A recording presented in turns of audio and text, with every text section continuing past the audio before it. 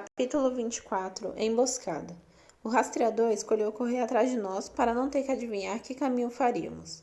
De vez em quando eu ouvia trechos de seus pensamentos, mas nunca passavam de algumas palavras ou uma imagem mental do jipe.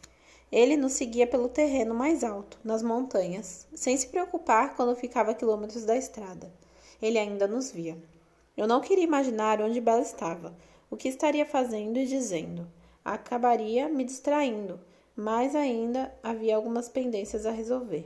Sussurrei instruções para Carlyle e ele digitou mensagens de texto para Alice. Provavelmente não era necessário, mas me senti melhor assim. Bella precisa de no mínimo 3 refeições a cada 24 horas, e é importante mantê-la hidratada. Ela precisa ter água à mão sempre. O ideal é que durma 8 horas por noite. Carlyle, ainda mantendo o celular baixo, digitava tão rápido quanto eu falava. E eu hesitei. Diga a Alice para não falar sobre nossa conversa no Jeep. Se Bella perguntar, mude de assunto. Diga que estou falando sério. Carlyle lançou um olhar curioso, mas digitou a mensagem. Imaginei Alice em seu celular, revirando os olhos. Ela respondeu apenas com um S. Entendi que isso significava que Bella ainda estava acordada e Alice pretendia manter minhas instruções em segredo. Ela devia ter previsto uma reação desagradável caso me ignorasse. Emmett estava pensando no que faria quando pusesse as mãos no rastreador. As cenas que imaginavam eram agradáveis de assistir. Quando tivemos que parar e reabastecer, usei um dos galões de gasolina que Emmett havia deixado no banco traseiro. As meias de Bella que estavam no meu bolso deixaram um leve traço de seu cheiro no ar. Movi-me depressa em um borrão, como se meu objetivo fosse fugir de novo, e fiquei satisfeito quando o rastreador se aproximou para observar. Por um momento, ele ficou a pouco mais de 1 quilômetro de distância. Desejei tirar vantagem da situação, transformar a fuga em emboscada, mas era cedo demais. Ainda estávamos muito perto da água. Não tentei despistá-lo com a nossa rota. Apenas segui em direção ao destino na linha mais reta que as estradas curvas permitiam.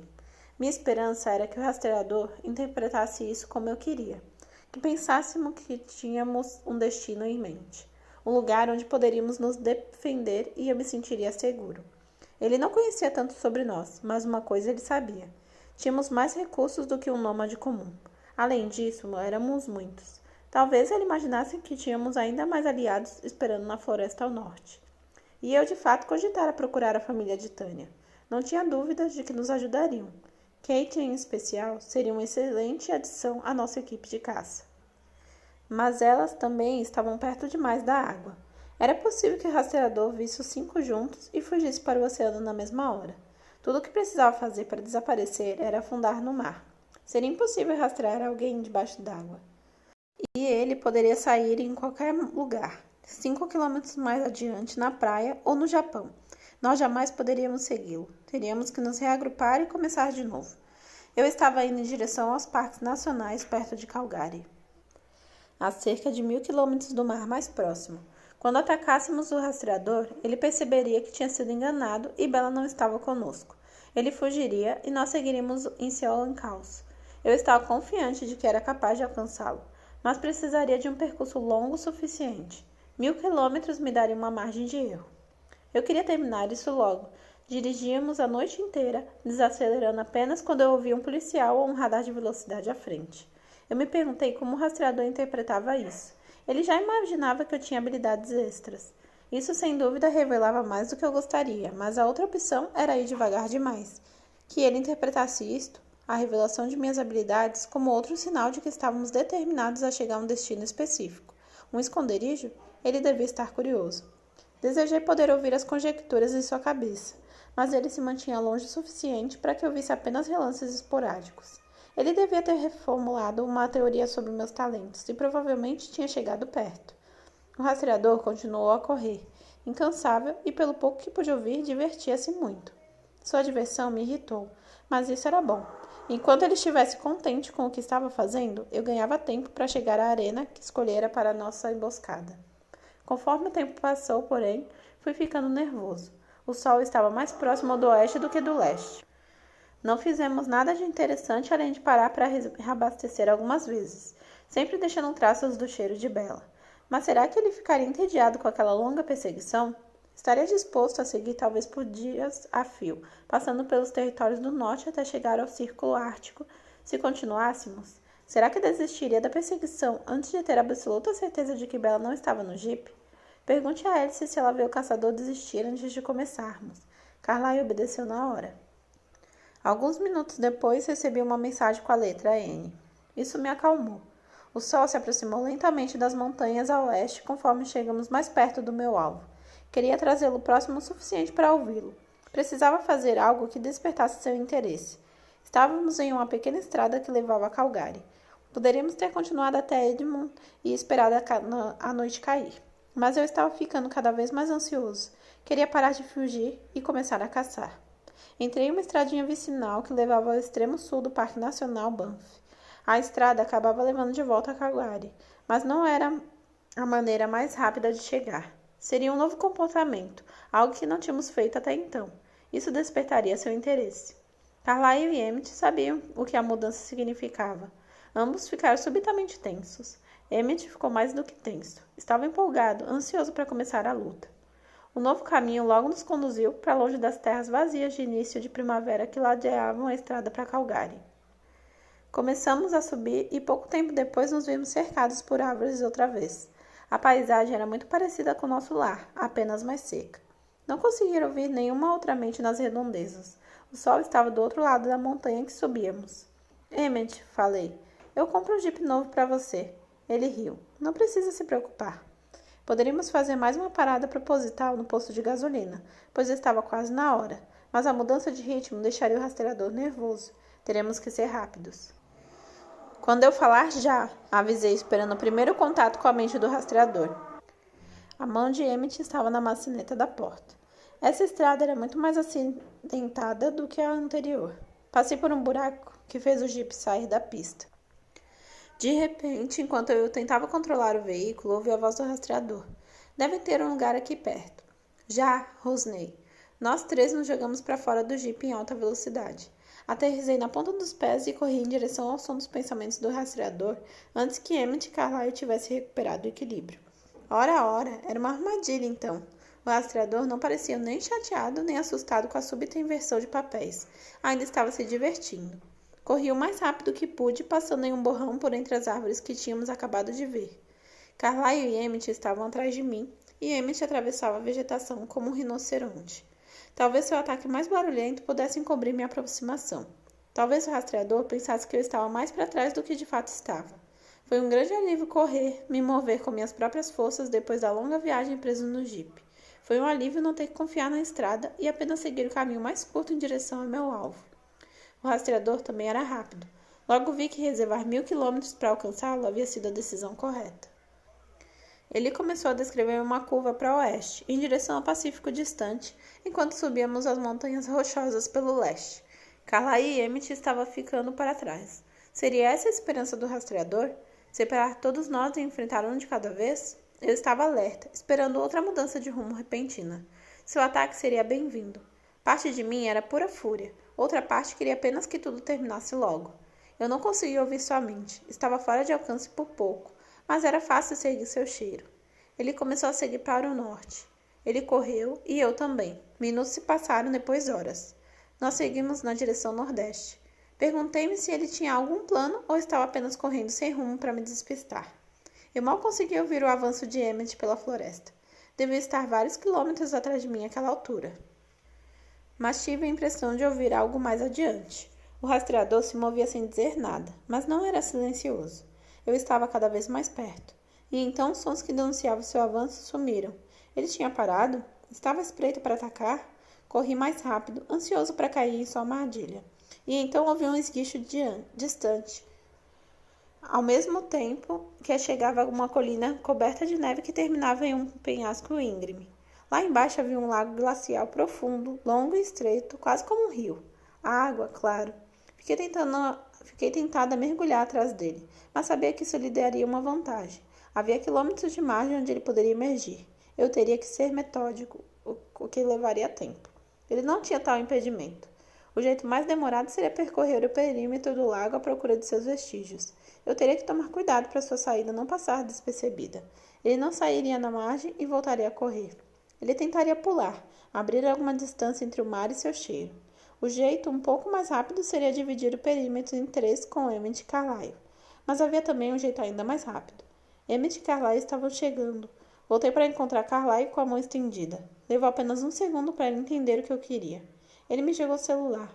Dei meia volta e corri com eles, mandando uma mensagem para Alice. Qual de nós encontra o rastro? Chegamos ao penhasco que dava para o lago. Emmett, falei baixinho. Você decide procurar na margem sul a partir daqui e seguir para o leste. Carlyle, você decide ir para o norte e eu vou para a outra margem. Visualizei 1000 ações, meu mergulho na água escura, atravessei até a margem oposta e depois a corrida na direção norte para encontrar Carlyle na ponta do lago. O celular vibrou. Emmett, dizia a mensagem, ponto ao sul. Mostrei-lhes a mensagem e devolvi o celular para Carlyle. Ele tinha uma bolsa impermeável para protegê-lo. Mergulhei e ouvi Emmett logo atrás de mim. Mantive meu corpo reto como uma faca, determinada a cair na água com o mínimo de barulho possível. A água estava muito límpida e quase congelante.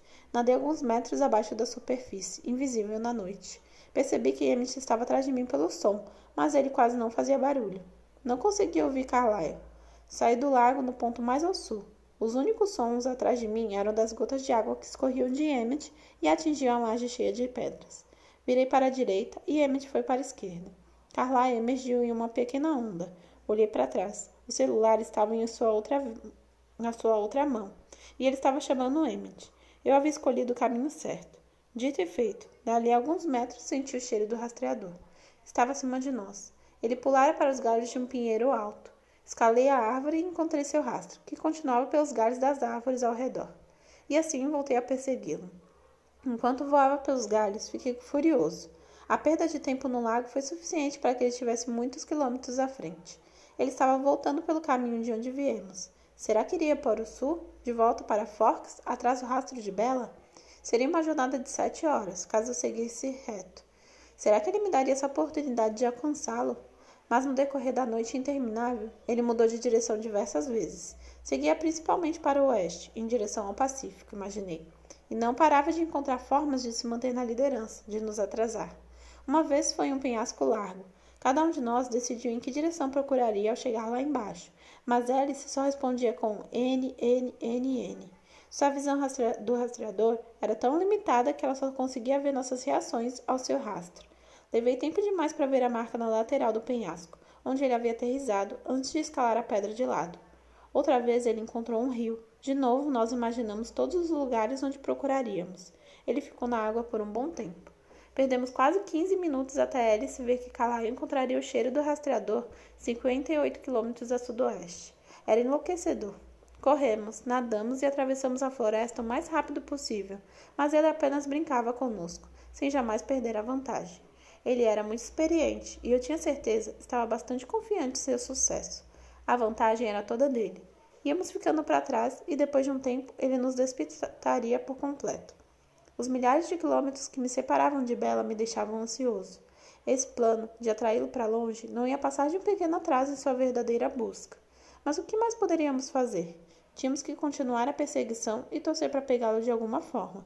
Essa deveria ser nossa grande chance de detê-lo sem pôr Bella em perigo. E nosso esforço era patético. Ele nos confundiu mais uma vez em outro lago glacial de quilômetros de extensão. Havia dezenas como esse no norte, ao sul dos vales canadenses, como se uma mão gigantesca tivesse cravado os dedos no centro do continente. O rastreador se aproveitava deles com frequência, e cada vez precisávamos imaginar nossas ações e aguardar um C ou um M ou ED de hélice, ou um S ou um N. Ficamos mais rápidos no trabalho mental, mas cada pausa o deixava mais na dianteira. O sol nasceu, mas estava muito nublado e o rastreador não diminuiu o ritmo. Eu me perguntei o que ele faria se o sol tivesse saído. Estávamos no lado oeste das montanhas e voltamos a encontrar cidades humanas. Provavelmente ele teria matado quaisquer testemunhas que houvesse no caminho, caso precisasse. Eu não tinha dúvidas de que ele estava indo para o mar, em direção a uma fuga definitiva. Àquela altura estávamos muito mais perto de Vancouver do que de Calgary. Ele não parecia interessado em seguir para o sul, de volta a Forks. Estava indo ligeiramente para o norte. Para ser sincero, ele não precisava de mais estratagemas. Tinha vantagens suficientes para correr direto para a costa sem que tivéssemos chances de alcançá-lo. Mas então seu rastro nos conduziu a outro lago. Eu tinha 90% de certeza de que ele estava brincando conosco. Já poderia ter escapado, mas era muito mais divertido nos fazer saltar seus obstáculos. Só me restava esperar que sua arrogância saísse pela culatra, que ele cometesse um erro que o colocasse ao nosso alcance, mas duvidava muito disso. Ele era bom demais nesse jogo. E ainda assim continuamos em seu encalço. Desistir não parecia uma opção. No meio da manhã, Esme me mandou uma mensagem. Pode falar? Alguma chance dele nos ouvir? Quis saber Carlyle. Quem me dera, falei com um suspiro. Carlyle ligou para Esme e os dois conversaram enquanto corríamos. Ela não tinha notícias, estava apenas preocupada conosco. A ruiva ainda estava na área, mas não chegara a menos de 8 quilômetros de Esme ou Rosalie. Esme contou que Rosalie havia feito um reconhecimento do local, e ao que parecia a ruiva tinha investigado a escola e a maioria dos edifícios públicos da cidade durante a noite. Não fora para o norte em direção à nossa casa, e o mais longe que chegara ao sul tinha sido a pista de pouso municipal, mas ela parecia estar se escondendo no leste, talvez ficando perto de Seattle para ter mais opções na hora de caçar. Fora até a casa de Charlie uma vez, mas só depois de ele sair para o trabalho. Esme nunca se afastara mais do que alguns metros de Charlie, o que era impressionante, pois ele não fazia ideia de sua presença. Não havia mais nada, nenhuma pista. Ela e Carlyle trocaram um "eu te amo" em tom sofrido e então voltamos à perseguição tediosa. O rastreador se dirigia para o norte outra vez, divertindo-se demais para escolher a fuga fácil. Estávamos no meio da tarde quando chegamos a outro lago, em forma de lua crescente, e não tão grande quanto os outros que ele usara para nos atrasar. Sem precisar falar, cada um de nós decidiu as rotas de busca habituais. Alice respondeu na hora. Emmett, de volta para o sul então. Quando sentimos seu cheiro de novo, fomos conduzidos até uma pequena cidade escondida na montanha. Era grande o suficiente para ter um fluxo leve de carros pelas ruas estreitas. Tivemos que desacelerar, e odiei fazer isso, mesmo sabendo que não importava. Estávamos atrasados demais para que nossa velocidade fizesse diferença, mas foi um consolo pensar que ele provavelmente também teve que se mover na velocidade humana. Eu me perguntei por que ele se daria o trabalho. Talvez estivesse com sede. Tinha certeza de que ele sabia que podia parar e se alimentar. Fomos de prédio em prédio, confiando em meus sentidos para sabermos caso alguém estivesse vendo, correndo quando possível. Obviamente não usamos roupas quentes o suficiente para o clima do lugar, e se alguém nos examinasse com atenção, veria que estávamos ensopados. Então tentei nos manter fora da vista dos humanos para não chamar a atenção de ninguém.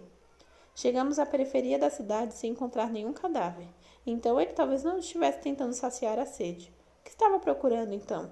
Ele mudou de direção para o sul. Seguimos o rastro até um galpão grande e velho no meio de um campo aberto, cheio de arbustos espinhosos, ainda nus devido ao inverno. As portas largas do galpão estavam escancaradas. O interior estava quase vazio e encontramos apenas peças mecânicas jogadas e penduradas na parede. O cheiro levava ao galpão e ficava mais forte ali, como se ele tivesse ficado naquele lugar por um momento. Eu só conseguia pensar em um motivo para isso, e procurei o aroma de sangue. Nada, só conseguia sentir cheiro de escapamento e combustível. Fiquei enjoado ao perceber o que não tinha entendido a princípio. Praguejando baixinho, saí do galpão e saltei por cima dos arbustos altos.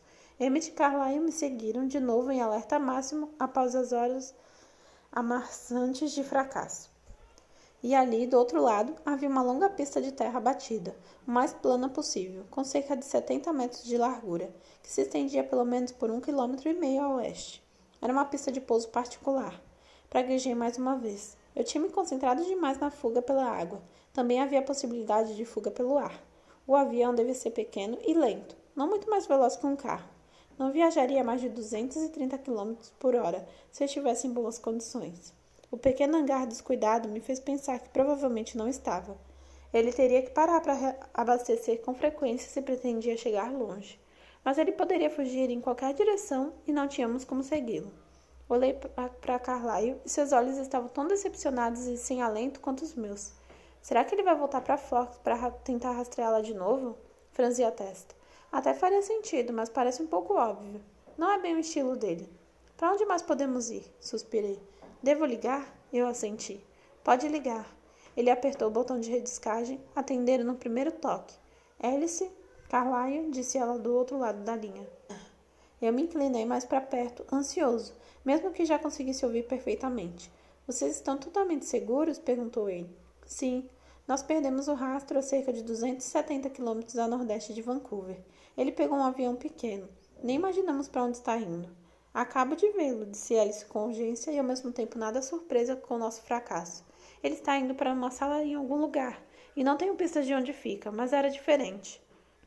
Tinha espelhos cobrindo as paredes e uma faixa dourada que dava volta no cômodo, como um lambril, e o lugar estava praticamente vazio, a não ser por uma velha TV emitindo som em um canto. Também havia outra sala, bem escura, mas só consegui ver que ele estava assistindo às fitas VHS. Não tenho ideia do que isso significa, mas o que quer que o tenha feito pegar esse avião está levando a essas salas. Não era informação suficiente para ajudar. O rastreador podia muito bem estar planejando descansar por um tempo até onde sabíamos. Talvez quisesse nos fazer esperar, nos deixar ansiosos. Parecia coerente com sua personalidade. Eu imaginei uma sala vazia, em algum lugar aleatório, assistindo a filmes antigos enquanto aguardávamos seu retorno agoniados. Era justamente isso que queríamos evitar. A boa notícia era que Alice começara a ter visões dele independente de nós. Eu só podia torcer para que, conforme se familiarizasse com o rastreador, ela passasse a vê-lo mais vezes. Fiquei me perguntando se havia algum significado especial nas salas que ela descrevera, se havia alguma relação conosco. Talvez a visão quisesse dizer que acabaríamos caçando-o em um daqueles lugares. Se Alice conseguisse ver mais dos arredores, essa seria uma possibilidade. Foi um pensamento reconfortante. Estendi a mão para pegar o celular e Carlyle me entregou. Posso falar com a Bella, por favor? Sim. Ela se afastou do aparelho. Bella? Ouvi os passos desajeitados de Bella quando ela correu pelo cômodo, e se eu não estivesse tão abatido, teria sorrido. Alô? Atendeu ela ofegante. Bella? O alívio inundou minha voz. A breve separação já havia cobrado seu preço. Ah, Edward, disse ela, suspirando. Fiquei tão preocupada. Claro. Bella, eu lhe disse para não se preocupar com nada, a não ser consigo mesma. Onde você está? Estamos nos arredores de Vancouver, Bella. Eu sinto muito. Nós o perdemos. Eu não queria contar a ela como o rastreador se divertiu conosco. Ela ficaria nervosa por ele ter conseguido levar a melhor com tanta facilidade. Eu estava nervoso. Ele parece desconfiar de nós. Tem tido o cuidado de ficar bem longe para que não possamos ouvir seus pensamentos. Mas agora ele se foi. Parece que pegou um avião. Acreditamos que está voltando a Fox para recomeçar. Bem, não tínhamos outras teorias, de qualquer maneira. Eu sei. Alice viu que ele escapou, disse ela com perfeita compostura. Mas não precisa se preocupar, garanti, embora ela não parecesse preocupada. Ele não vai encontrar nada que o leve a você. Só precisa ficar aí e esperar até que encontremos novamente.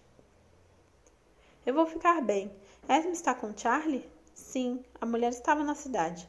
Ela foi até sua casa, mas enquanto Charlie estava no trabalho, não chegou perto dele. Então não fique com medo. Ele está segura com Esme e Rosalie vigiando. O que está fazendo? Deve estar tentando pegar o rastro. Ela andou por toda a cidade durante a noite. Rosalie a seguiu até o aeroporto, o pequeno aeroporto ao sul da cidade. Talvez não estivéssemos errados sobre suas intenções, no fim das contas. Continuei antes que Bella notasse minha distração. Por todas as ruas da cidade, a escola, ela está procurando Bella, mas não há nada para ser encontrado.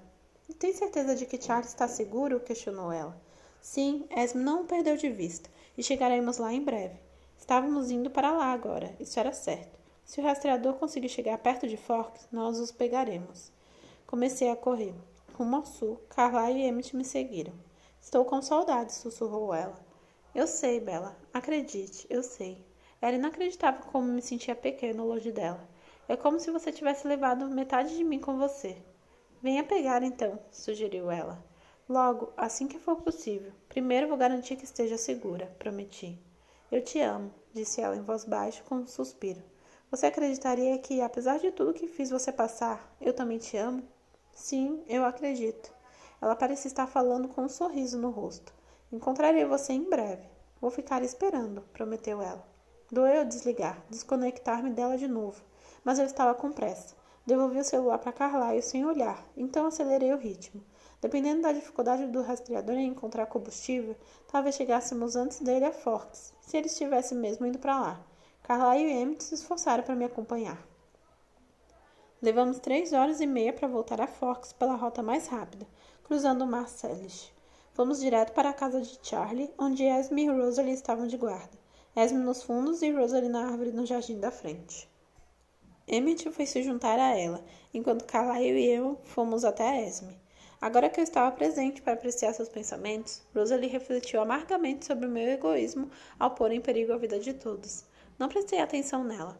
A casa de Bella tinha uma quietude sinistra, embora várias luzes estivessem acesas no andar de baixo. Percebi o que estava faltando, o som de algum jogo na TV da sala de estar. Encontrei a mente de Charlie em seu lugar de sempre, no sofá, de frente para a TV desligada. Seus pensamentos estavam totalmente silenciosos, como se ele tivesse entorpecido. Estremeci, feliz por Bella não ter que ver isso.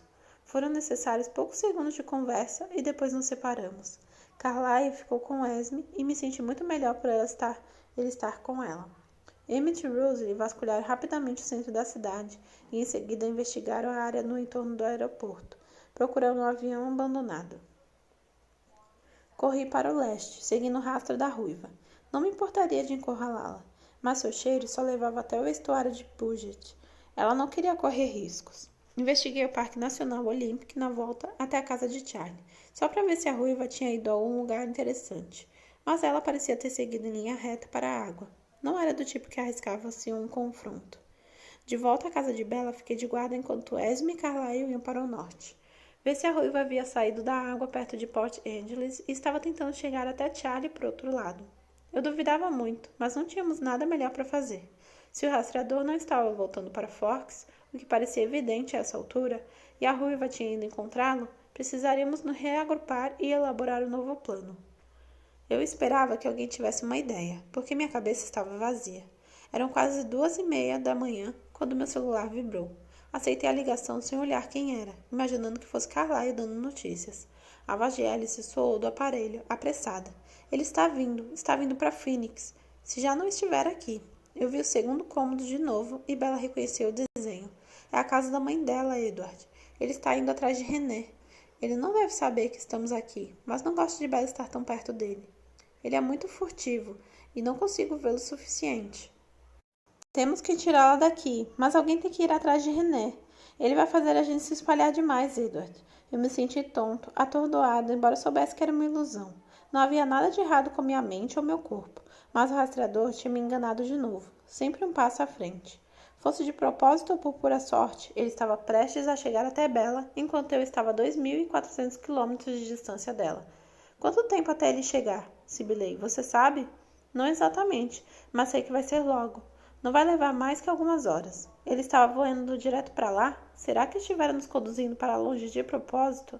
Nenhum de vocês chegou perto da casa de René, certo? Não, não botamos o pé para fora do hotel. Não estamos nem perto da casa dela. Era longe demais para que correr fosse uma opção viável. Nós teríamos que ir de avião. E um avião grande era o jeito mais rápido. O primeiro voo para Phoenix sai de Seattle às 6:40, disse Alice, um passo à frente. Você precisa se proteger bem. Está ridiculamente ensolarado aqui. Vamos deixar Esme e Rosalie aqui outra vez. A ruiva não vai chegar perto delas. Prepare Bella. Vamos manter os mesmos grupos. Emmett, Carlyle e eu a levaremos para algum lugar distante, aleatório, até decidirmos o próximo passo. Você fica com a mãe dela. Estaremos lá quando você pousar. Alice se desligou. Comecei a correr, ligando para Carlyle enquanto me dirigia para Seattle. Eles teriam que vir atrás de mim.